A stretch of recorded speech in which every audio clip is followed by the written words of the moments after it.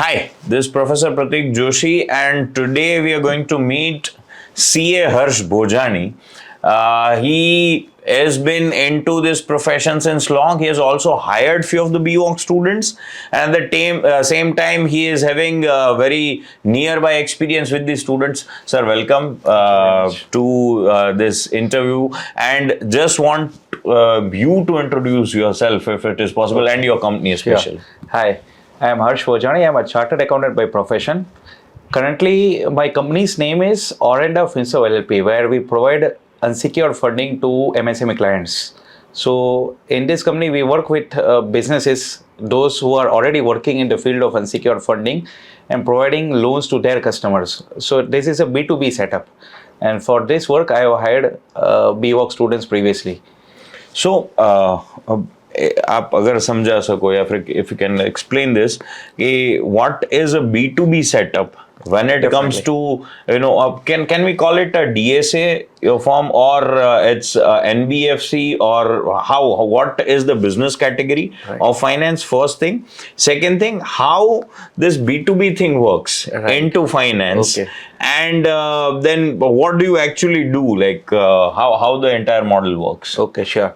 Most of the people who are working in the industry are looking for clients who are looking for funds, right? So that is a B2C setup. Yes. When you approach your clients directly, those clients who are looking for loan, and you fund them from banks and NBFCs.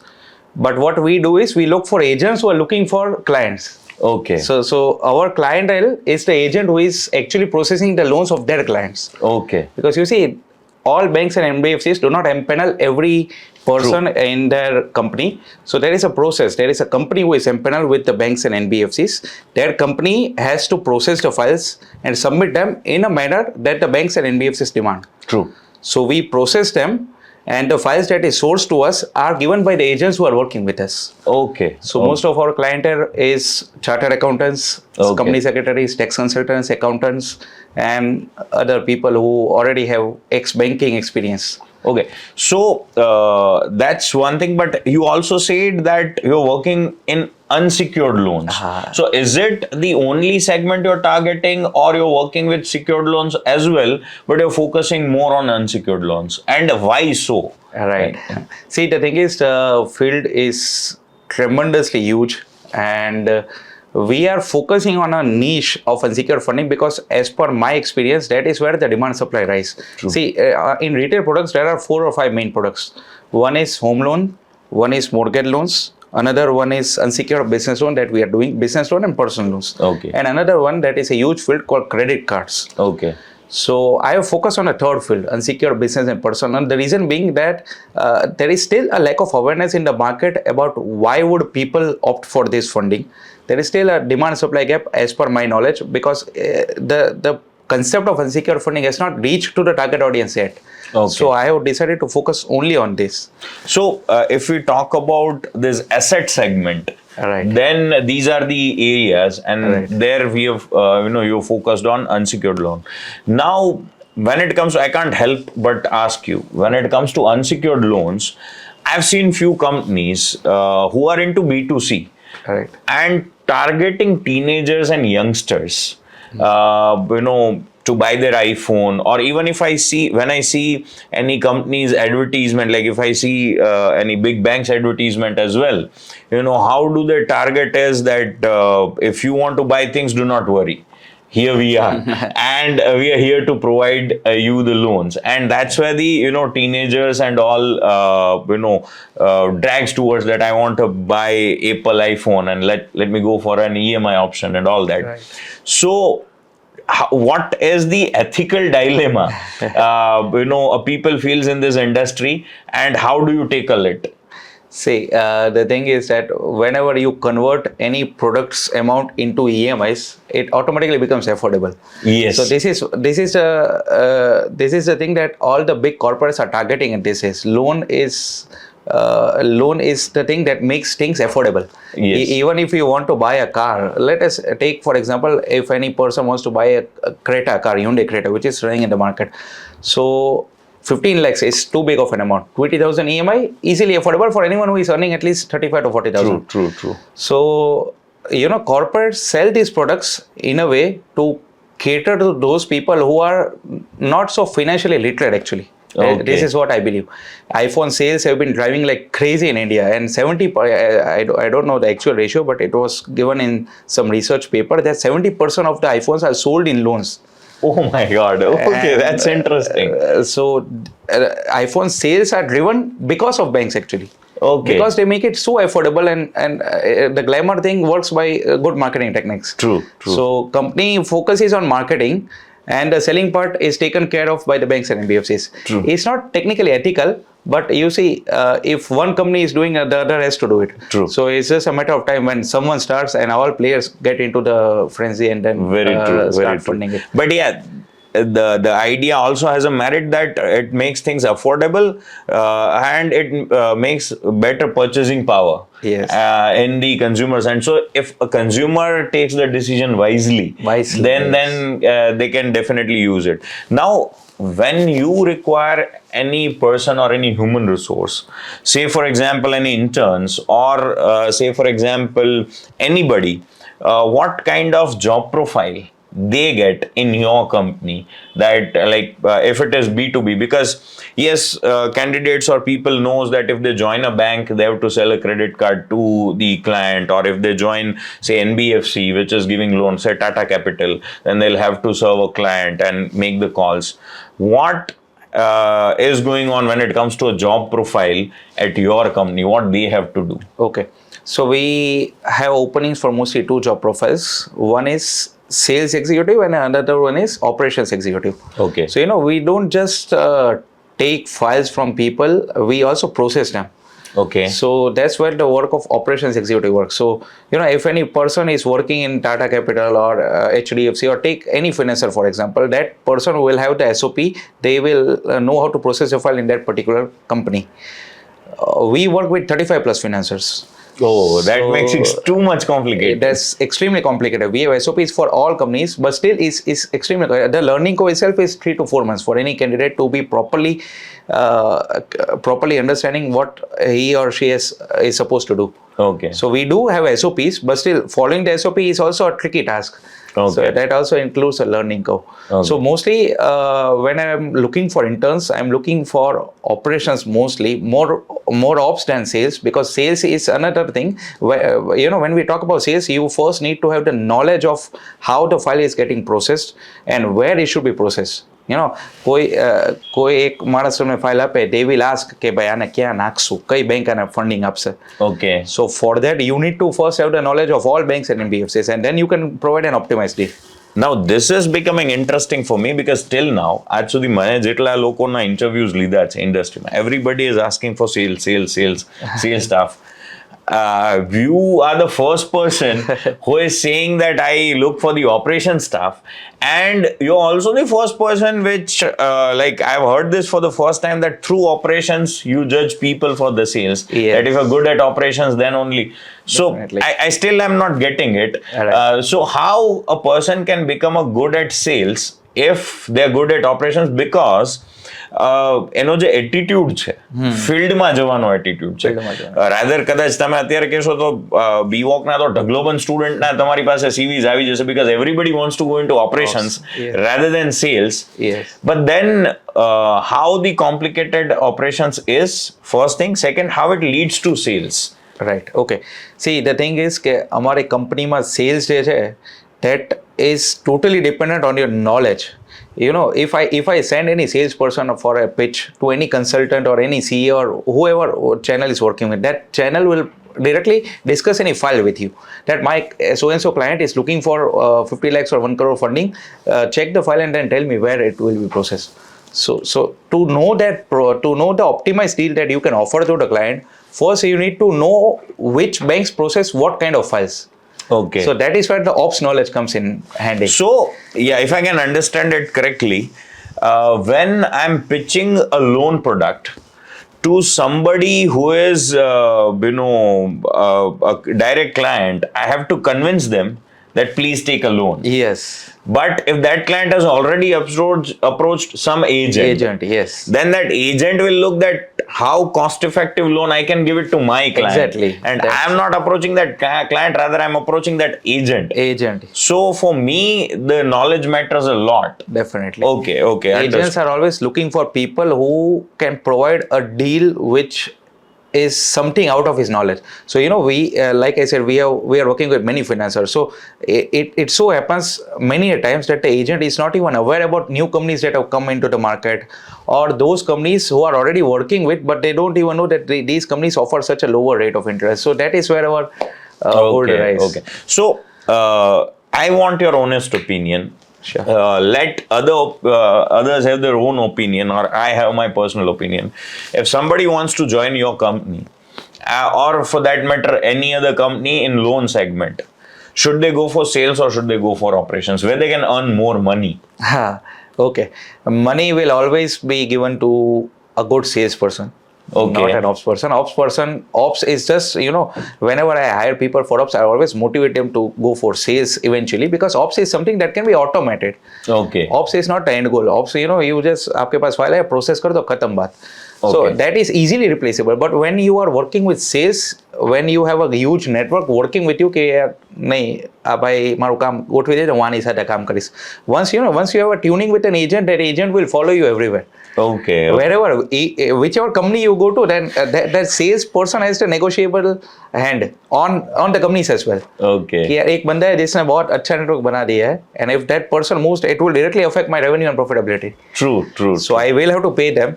Obviously. Retain them. Okay. So always salesperson will definitely have a very bright future. In your company or in your business area, we can say that operation also has to be very much mandatory. Sales is definitely if you want to grow. Definitely. But ops is mandatory, that you need to be really good if you want to come in this area. Yes, you need to be you need to balance both the things. So you can never say कि यार मैं सिर्फ sales करूँगा, मुझे ops में नहीं करना. वो that's not something that's how this field will work. Okay. You need to have basic knowledge of ops at least. ठीक है, if you are working in ops and then if you move to sales, that's possible. But if you only do sales and if you don't know anything about ops, then you will be leaking in the sales space somewhere. Okay. Now, we were just talking, backstage, and we were just discussing things, and I got interesting insight, and I didn't wanted to ask you then because I wanted it to be natural on camera. Right. You say that I haven't hired any B.Voc students recently. Right. Yes. Okay. So why is it so? And I want really honest answer from you, so that even our students can learn from that. Right. The thing is, when I have hired B.Voc student previously, there have been times when they work with us, they learn things, and then they get hunger to learn more, and then they leave. Okay. So the hunger to learn more things is prevalent in any human being. I am not denying that. Every person should have that. Hunger to learn more or earn more? Both actually. Okay. They focus on both the things. When I was an intern, just giving my own personal experience to discuss in brief about this. So when I was an intern, I for C also you have to do compulsory 3 years internship. So I was earning only 750 rupees per month. 750. Okay. That was the trend at that time. Not 7,500. 750 per month. So chai pani nu kai no nikle paisa. So at that time also I was a value asset for the company. Okay. मतलब ऐसा नहीं है कि मैं कुछ नहीं करता था. I used to handle big clients of them.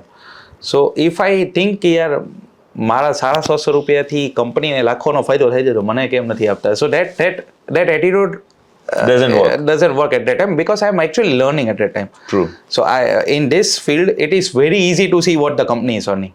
Yes, very true. Very easy because it's actually open field, openly transparent. Even if my CS guys will be getting messages from other companies कि यार तो तुझे इतना commission मिलेगा तो मुझे file they. Okay. So it is very open, and if you get थोड़ा भी और भी लालच आ गया ना आप पे तो फिर बिगड़ गया बात. Okay. So you at that times you stop learning things and then you move to different companies with a hope कि यार मैं एक फाइल કરી નાખી હવે તો હું 100 ફાઇલ આરામથી કરી નાખીશ અને હું Harshbhai નો business આખો લઈ ગયો. The first thing they get overly optimistic, very easily.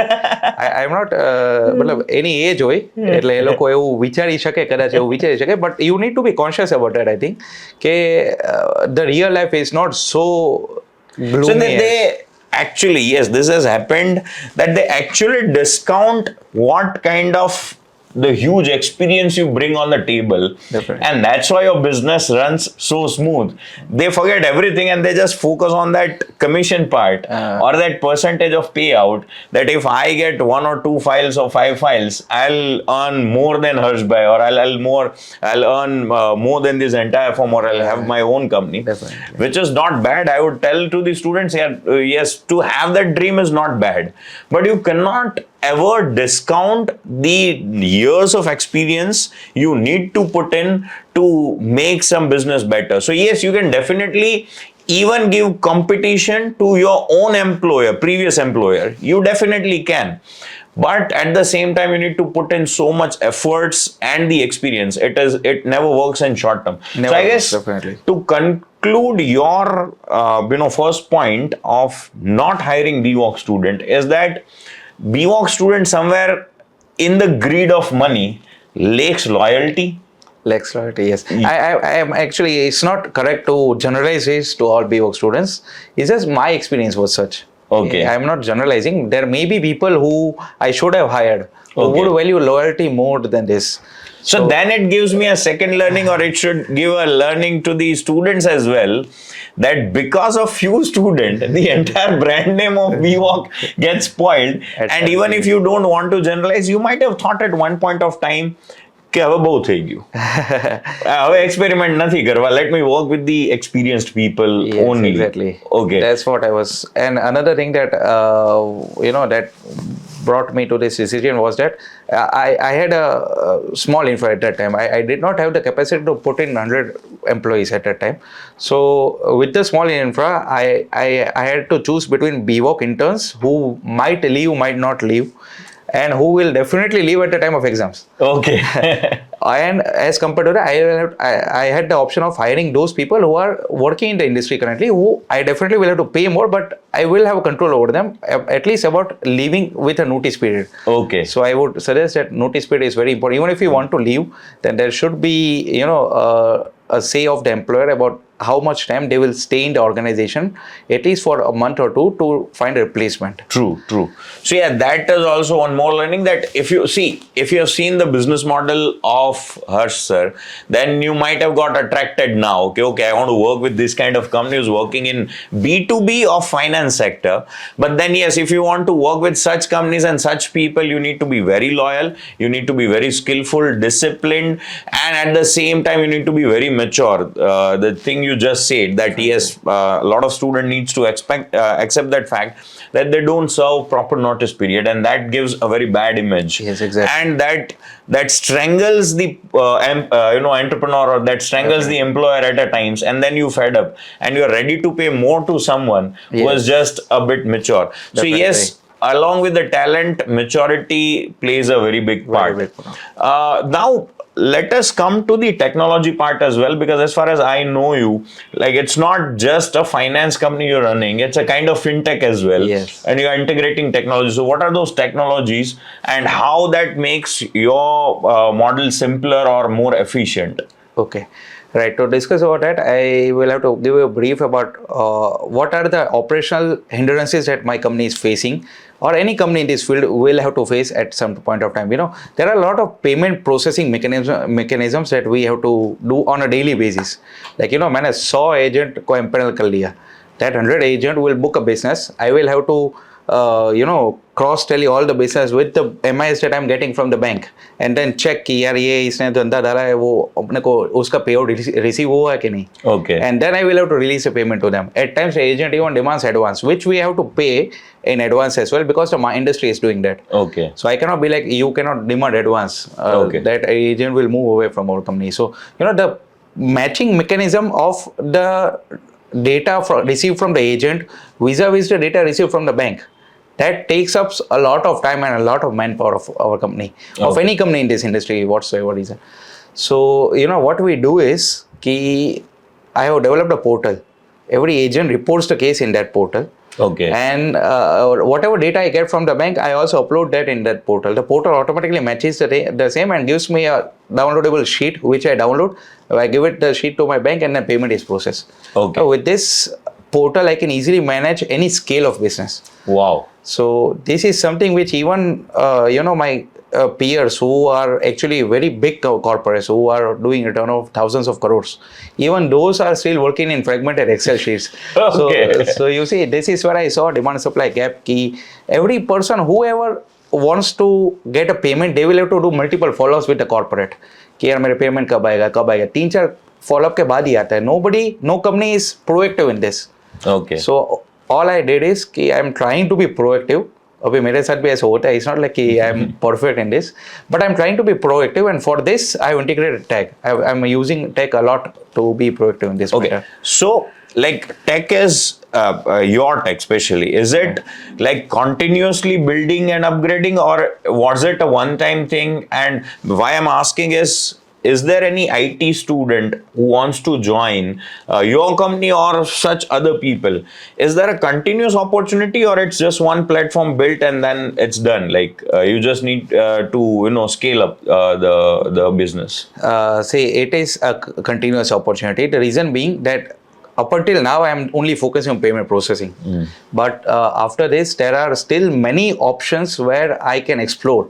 You see, the next thing that I'm looking for is launching a mobile app where the agent can report. Currently, it's a web app. After this, it will be mobile app. After that, it will be a CRM software where the agent can upload the documents and then assign to our sales user directly. Wow. After that, it will be, if any client is looking for top up, at that time the agent should get a notification that this client is looking for a top up, and then the agent will again process the file with the remaining documents. So there is a continuous development that I have thought of. It runs phase wise. Phase 1 is going to be completed soon. After that, phase 2, after the phase 3. It also depends on how good developers you get. Very much. How cost effective developers you get. Definitely. How fast they work on the project. And you would always dream to get onto the end point which you just said and complete all the phases as soon as possible. Yes, as soon as possible. So there is a continuous opportunity into this. And I'm also facing a lot of issue in finding good developers at least in Rajkot. So if any B.Voc student would like So there are a lot of IT students. Now coming to that, what kind of development technologies or what kind of languages or frameworks you look for currently and you would want in future as well? See, actually, I have given equity to a tech co-founding partner who is actually managing my tech. Actually, I have tried, outsourcing it to agencies. I have tried hiring people, but nothing has worked. What I found currently that is working is that you need a person, a close person, a co-founder who is on board. True. Who will look after the tech. Okay. So most of the things about this will be answered by my co-founder, but I know basic about the technologies that are being used. One is React.js, and Node.js. Okay. So I have a full stack developer. Any full stack developer would be useful to our company. And for front-end technologies, React Native is also important, I think. Okay. So those students who are learning JavaScript, and probably JavaScript comes in our first semester only. All right. So yes, if you get a bit of grip on JavaScript, you can always work on Node.js and React.js. These are the frameworks, and React Native as well, because once you learn JavaScript very well, and you can grow onto React and React Native as well. So coming to the part of students who wants to do good in B2C, where I see the opportunity. I have told you so many times as well that why don't you target the candidates who directly wants to bring in the customers. Now obviously your thought process will be the fresher student cannot bring so many files, but if your system is so automated, what is the eligibility criteria to become an agent is there any specific age criteria or legal criteria that they need to have some firm established, or like there has to be a partnership firm or sole proprietorship firm, then only you will give them an agency, or how much time it consume? Do you take documentation from them as well? How it works and who can become agent? Can the candidate who is studying B.Voc become an agent on your portal, and what's the process behind it? Okay, so to become an agent, all we need is a file and nothing else. Okay. As of now, because the thing is that I'm targeting the whole market. So it's not like मैं कुछ registration के लिए वो banks करती है. Okay. If any bank wants to employ any direct selling agent, they will ask for documents, they will ask for GST number, etc. वगैरह वगैरह बहुत कुछ होता है. So you would have given so many things to banks. Yes, I would have given all those things to bank. But then, even if I demand them those documents, why wouldn't they approach to the bank directly? True. So I'm not demanding any documents right now. I'm only demanding a basic know-how which we can provide to them. We can even train them that if you want to source the files, this is how you are supposed to source, and this is the banks that can fund those people. Okay. So I am actually looking for looking for creating a training module as well, where this can be automated. Okay. YouTube में आपके series आएगी, मेरी भी series आएगी. So the training is actually important, because if you just pitch to people without any knowledge, the conversion ratio will be very less, and you will be frustrated कि यार इसमें कुछ निकल नहीं रहा है, I should do something else. True. So better, I am always a guy who will focus on ops more than sales. तो better know कि आपको कैसे pitch करना है और क्या क्या documents लगेंगे, अगर किसी को मिलके कैसे समझाना है, ये प्रोडक्ट कैसे यूज करना है. So better know those things first and then you can go to the customer. True. So I can sense that you always think of technology to scale up, right, rather than putting manual efforts every time. Right. So for that also, even we'll be very excited to have that kind of series with you, wherein you can teach students once and for all on YouTube or any other platforms, that if you want to get into a finance sector, this is the way. And yes, you can on a next day, even if you're not doing internship anywhere, you can come and you can join the finance industry. Definitely. So that's an open offer for all of you guys who have joined banking and finance, or for even those people who have joined MEPS, management and entrepreneurship skills, that if you want to develop your B2C business into finance field, you just think how to tap the client. That also will be taught to you by the company, and then the processes and operations, of course. And if you can bring in the client, you can earn money as well. So on that note, Harshbhai, I would like to ask you that what message you would give to any aspiring B.Voc student who is joining B.Voc, a kind of cautionary note to them કે જો આટલું મગજમાં તૈયારી હોય તો જ banking finance B.Voc join કરો, otherwise you should not, so that they do not take a wrong decision by thinking and coming into course which is not suited to them. Okay. And what advice you would give to the existing B.Voc student if they want to make their career better in finance field? Okay.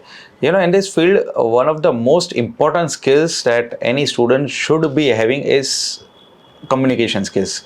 Like, if you are hesitant, talking to people, or if you are someone who is more interested in back office work, मेरे पास file है, मैं से process, तो for that you will be only in ops. So if you want to earn more money, if you want to grow this business, then you need to be proactive in talking with people. So that is something that is very important, I believe, for any student to excel in this field. Okay. Communication skill. Great. So on that learning note, let's end this interview. Thank you so much, Harshbhai, for being with us. Thank you.